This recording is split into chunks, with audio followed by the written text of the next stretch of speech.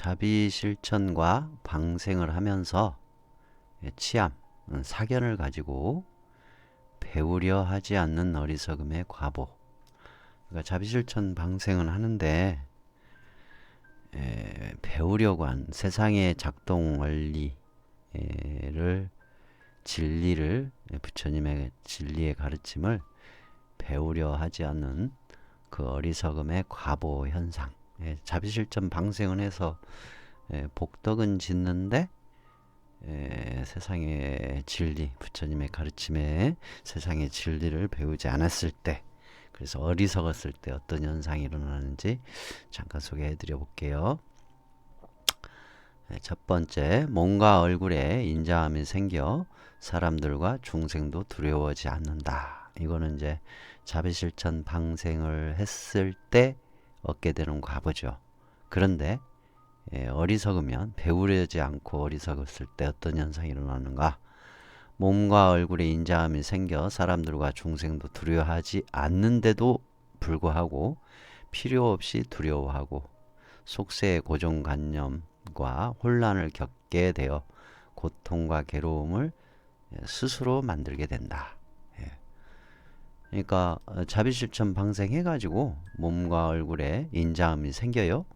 그래서 사람들과 중생들도 두려워하지 않는단 말이에요.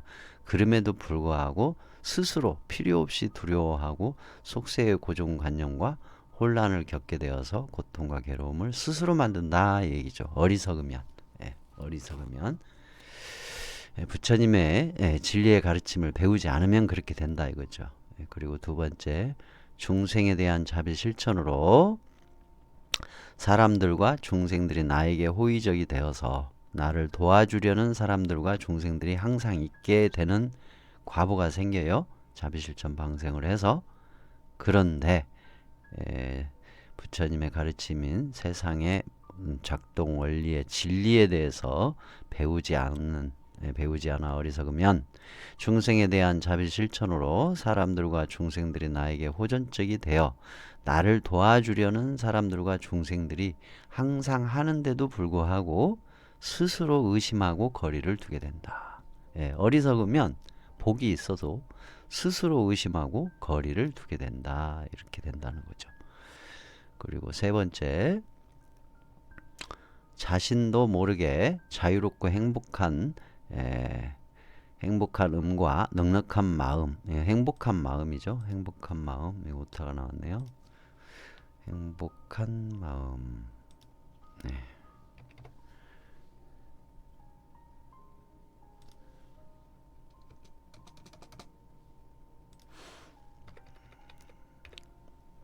자신도 모르게 자유롭고 행복한 마음과 넉넉한 마음이 생겨서 화가 적어지고 성내는 습관이 사라져 화내고 성냄으로 인한 손해보는 일이 없어지고 무사람들이 따르고 좋아하여 이익된 일들이 많아지는데, 이게 이제 자비실천 방생을 했을 때 나타나는 과보 현상이에요.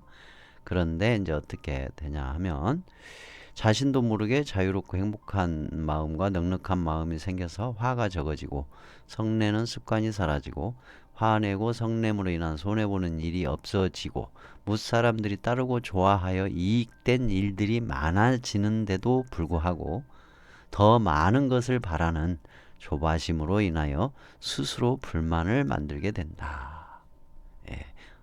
진리를 공부하지 않고 자비실천 방생만 했을 때 이렇게 된다 이거죠. 이익되는 일이 많이 늘어나는데도 불구하고 더 많은 것을 바라는 조바심으로 인하여 스스로 불만을 만들게 된다는 것이죠. 그 다음에 네 번째, 무중생들이 다치거나 아프거나 하지 않기를 바라고 혹시 다치거나 아프거나 하는 중생들을 보면 치료해준 인과응보로 내 몸에도 병이 적어지거나 고통과 두려움이 없어지게 된다. 어리석으면, 진리를 배우지 않고 어리석으면 어떻게 되는가 한번 볼까요? 무중생들이 다치거나 아프거나 하지 않기를 바라고 혹시 다치거나 아프거나 하는 중생들을 보면 치료해준 인과응보로 내 몸에도 병이 적어지거나 고통과 두려움이 없어지면서도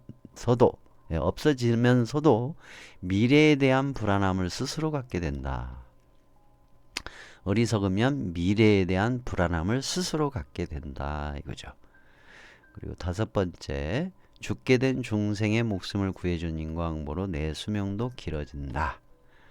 자, 어리석으면 어떻게 되는가 보게요. 자비실천 방생하면서도 부처님의 진리의 가르침을 배우지 않으면 죽게 된 중생의 목숨을 구해준 인과응보로 내 수명도 길어져 살고 있다는 것을 의심하고 스스로 확신을 하지 못하며 살게 된다. 예. 그러죠? 그렇게 될 수밖에 없죠. 어리석으니까. 자, 여섯 번째, 항상 호법심장님들과 방생된 중생과 인연 있는 귀신들이 옹호하고 수호해 준다.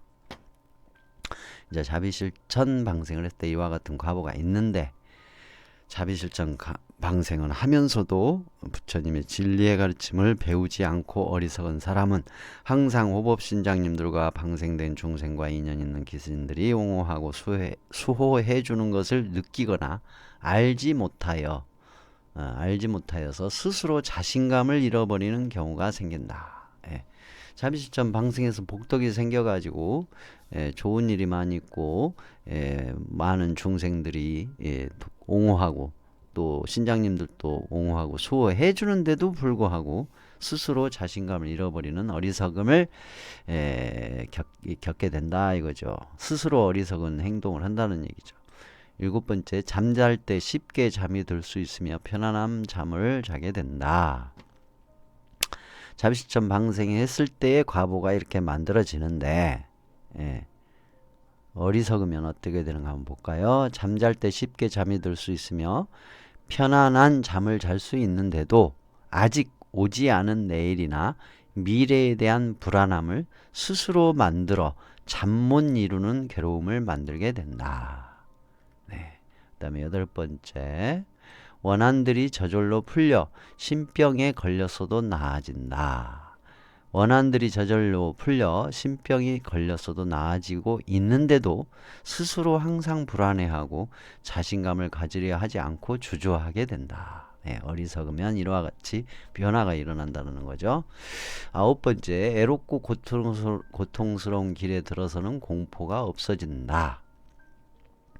외롭고 고통스러운 길에 들어서는 공포가 없어지고 있는데도 스스로 항상 애롭고 고통스러운 길에 있다고 생각하게 되며 애롭지 않으려고 필요 이상의 행동이나 말이나 생각을 하게 된다. 그러니까 어리석으면 그렇게 된다는 거죠. 자비실천 방생하면서 부처님의 진리의 가르침을 배우지 않았을 때 이와 같이 변화가 일어난다는 얘기죠. 살아서는 자유롭고 행복하고 죽어서는 좋은 집안에 태어나거나 천상에 태어난다. 자비실천 방생한 복덕으로 이와 같이 이제 과보가 오는데 어리석으면 어떻게 되는지 볼까요? 살아서는 자유롭고 행복하고 죽어서는 좋은 집안에 태어나거나 천상에 태어날 수 있는 복을 지어가고 있다라는 것을 몰라 항상 현재 생활에 불만이 있고 죽은 뒤의 미래에 대한 두려움을 갖게 된다. 그 다음에 12번째, 근본 이치를 알고자 하는 깨달음의 수행을 하면 총명하고 지혜로워 인의 깨달음을 성취할 수 있다.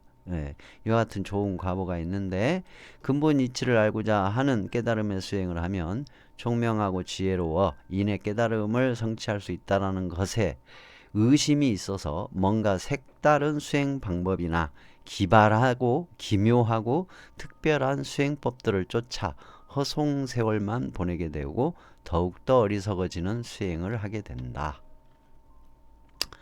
부처님의 진리의 가르침을 공부를 안 했을 때 이와 같이 된다는 겁니다. 자비실천 방생해서 복덕을 지었음에도 불구하고 부처님의 진리의 가르침을 배우지 않았을 때 이와 같이 이 현상이 일어난다. 생로병사, 애별리고 원증예고 구부듣고 오음성고의 괴로움뿐만 아니라 인생에서 겪는 모든 괴로움의 원인이 적어져 자유롭고 행복한 생활이 된다. 자비실천 방생을 한 과보로 생로병사, 애별리고 원증예고 구부듣고 오음성고의 괴로움뿐만 아니라 인생에서 겪는 모든 괴로움의 원인이 적어져서 자유롭고 행복한 생활이 되고 있는데도 불구하고 부처님의 진리의 가르침을 공부하지 않아 어리석으면 알지 못해서 더욱더 커다란 좋은 일을 갈구하며 스스로 불만족을 만들어 괴로워하게 된다. 14번째, 생명에 대한 내 생각과 다른 사람들의 생각들을 볼 수 있으며 그동안 살아오면서 생명에 대한 나의 생각과 행동들을 돌아볼 수 있게 되면 지혜가 생긴다. 이게 자비실천 방생을 해서 얻게 되는 지혜죠. 그런데 부처님의 진리의 가르침을 공부하지 않아 어리석으면 어떻게 되냐 하면 생명에 대한 내 생각과 다른 사람들의 생각들을 볼 수 있으며 그동안에 살아오면서 생명에 대한 나의 생각과 행동들을 돌아볼 수 있게 되면서 지혜가 생기는 것을 지혜로 알지 못해 소홀히 하여 지혜를 증장시키지 못하게 된다. 그 다음에 15번째, 생명을 함부로 해치거나 죽이는 사람들의 이기적인 마음과 악한 마음과 행동으로 이어짐을 볼 수 있게 되고 근본 악독한 마음, 근본 이기심, 근본 차별 분별심, 근본 독선심, 근본 집착심을 볼 수 있게 되어 타심력이 생기며 자신 또한 되돌아보아서 스스로 행동과 마음을 통찰하게 되어 지혜가 생긴다.